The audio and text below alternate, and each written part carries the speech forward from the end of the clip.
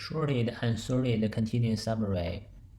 So for this question, we are given an array, and we need to find out if there is a what is the length of this continuous subarray.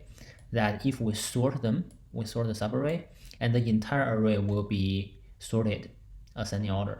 So for this example, we have array is not fully sorted, right? So we see a 2, we see a 6, and then we see a 4. So we know this is not in the correct order.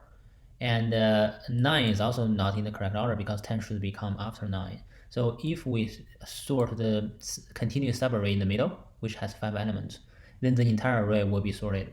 So the number of elements in the subarray will be 5. So that's where we output 5. Okay. So how do we solve this issue?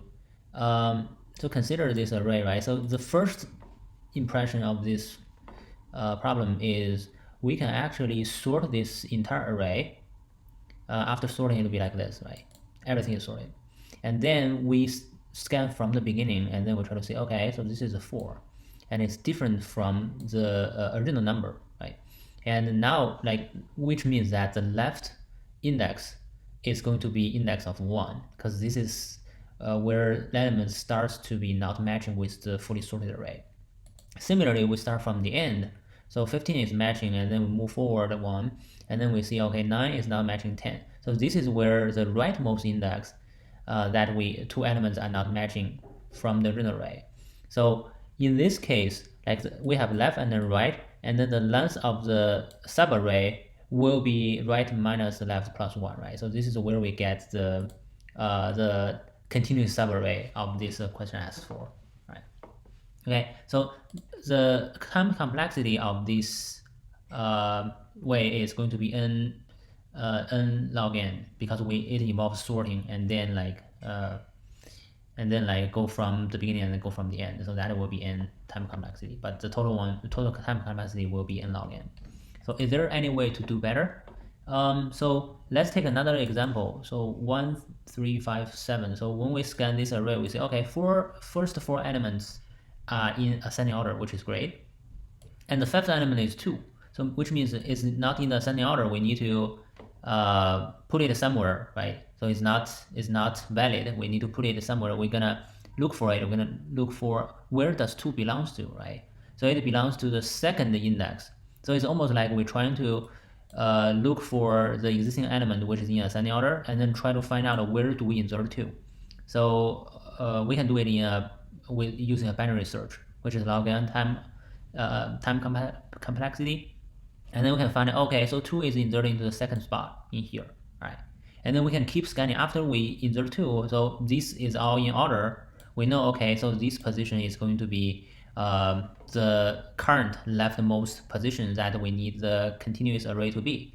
And we scan 4, so okay, we can take a look at where we insert 4, right? And then so on and so forth. So this way, it's still going to be an n log n, because we are trying to insert to a place and then keep scanning for every single element. So for every single element, we do a log n, right? But we are missing actually one critical piece. That is, when we're trying to find out where do we insert to, we are not going to consider 5 and 7 and then 3 anymore, because once we insert 2, we already know that the leftmost index is going to be the second one, right? So for further elements that can modify this leftmost index, is going to be something that is less than 2 or less than 1, right? So we can discard effectively those 3 elements. We don't need to consider anymore. That will significantly reduce our time complexity, right? So we don't even need to do a binary search, because we can just scan it, and then using a stack to scan the elements within the stack, which is in ascending order, and then discard them once those elements are greater than the upcoming element, until we find that the correct position to insert it, right? So every single element will be in the stack and out of the stack one time, so which is n time complexity, which is better than what we have with the sorting or the other way without discarding the elements. That's the key to this problem. All right, so by knowing this, let's take a look at the code. So first we have a stack, and we initialize our left and the rightmost index of the continuous array to the length of the array or 0 respectively. And then we iterate through this array. So like I was mentioning before, so we iterate through, and then if the top element of the stack is greater than the current element, so like we have seen that 7 is greater than 2, then we keep popping off our element until we find where 2 belongs to, right? So we keep popping off, and then, sorry, this here. And then if the current left is greater than the stack size is how many elements are there, right? And then we override the current left until this is done, and the while loop will end until we find the position that where we insert to. Meanwhile, we discard all the elements along the way, right? We don't consider them anymore. And then we push the current element to it. So we push 2 in the stack in here, right?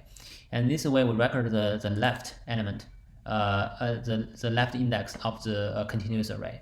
All right. So similarly, we do a clear with the stack, and then we do a similar thing with the rightmost index. So we're starting to pushing from the end, and then we're gonna see whether the top of the stack is less than the current element. It's exactly opposite of what we do in here for the left, but effectively the same thing. And then we override the rightmost index, right, based on how many elements are currently in the stack. So this is trying to say that we find out where we insert that element in the stack, and then we push the element in. So finally we have right and we have left, and then we're gonna calculate the number of elements of the continuous array by using right minus left plus 1.